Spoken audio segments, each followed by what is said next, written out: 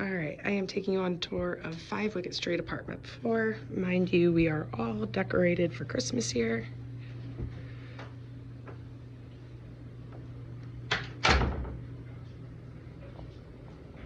Move back and get a little bit better of a view. And then this is the kitchen. All new appliances in here as well. New dishwasher, new microwave. Stove, I believe, is pretty new as well. And then that's just, I think, the water heater. Nothing too exciting. There's also a little coat closet back here, which looks small, but it actually goes quite far back. So you can fit a bit more in here than you would initially expect.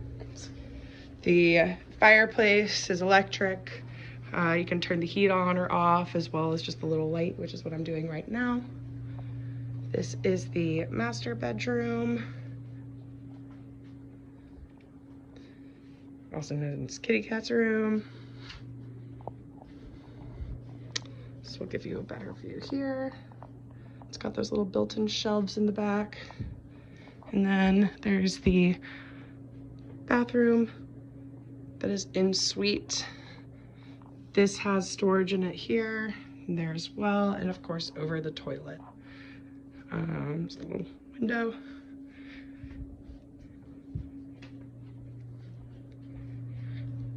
And then next would be the guest bathroom, sorry, or the second bathroom. This one actually has more storage up above the sink as well as below, and it also has the above toilet storage.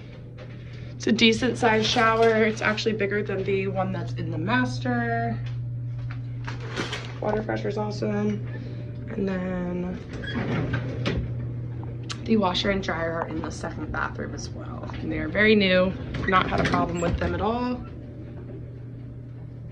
And last but not least, this is the second bedroom. We use it as a game room slash office slash guest bedroom. This pulls out to a king size couch for reference, but right there it's about the size of a twin size bed.